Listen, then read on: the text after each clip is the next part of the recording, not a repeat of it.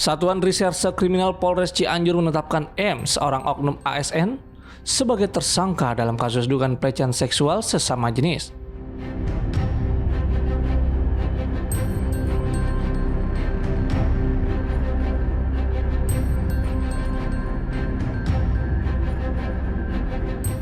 Berdasarkan hasil penyelidikan, tersangka yang merupakan tenaga medis ini diduga mengiming-imingi korban dengan janji pekerjaan.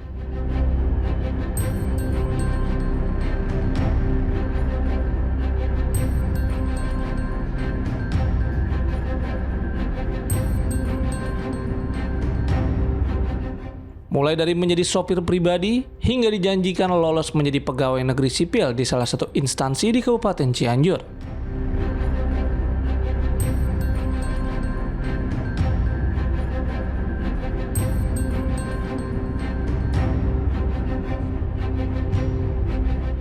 Korban yang merupakan pemuda berusia 19 tahun diminta mengikuti medical check up yang dilaksanakan di rumah tersangka pada Minggu lalu.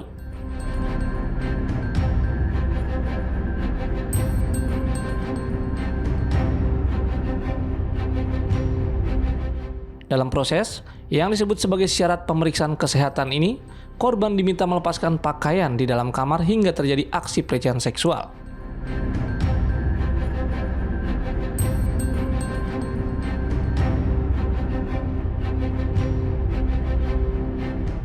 Polisi menyebut hingga saat ini baru satu orang korban yang melaporkan kejadian tersebut dalam modus penerimaan PNS.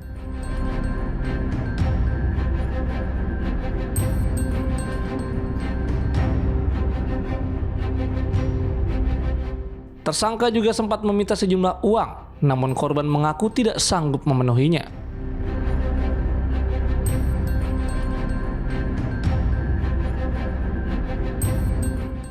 Benar bahwasanya telah terjadi seperti rekan-rekan sampaikan pelecehan terhadap seorang korban laki-laki berumur 19 tahun inisial MZD, di mana korban dilecehkan oleh pelaku dengan inisial FMH di rumah pelaku.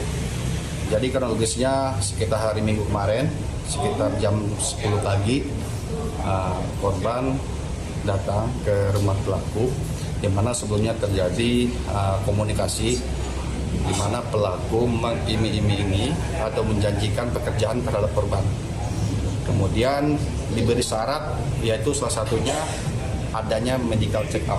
Jadi medical check up tersebut dilaksanakan pada hari Minggu kemarin di rumah pelaku. Korbannya berapa orang? Untuk korban sementara satu orang. Itu dijanjikan jadi masuk PNS atau sopir? Jadi ada beberapa opsi yang dijanjikan oleh pelaku sementara yang kita lakukan pendalaman ya. Pertama, driver oleh pelaku. Kemudian dijanjikan juga PNS di salah satu instansi di Kabupaten Cianjur. Dimintain uang juga atau sopir? Untuk masuki PNS emang ada sejumlah angka yang dimintai, akan tetapi korban tidak sanggup.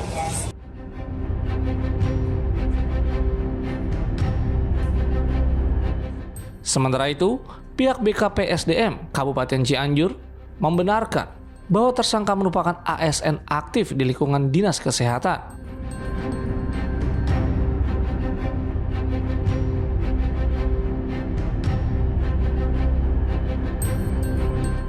Saat ini, pemerintah daerah menunggu proses hukum yang ditangani pihak kepolisian.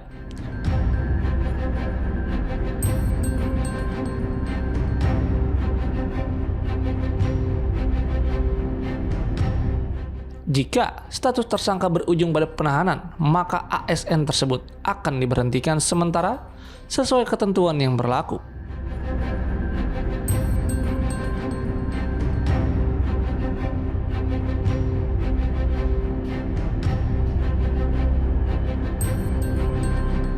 Selanjutnya, pemerintah menunggu putusan pengadilan yang berkekuatan hukum tetap untuk menentukan sanksi kepegawaian.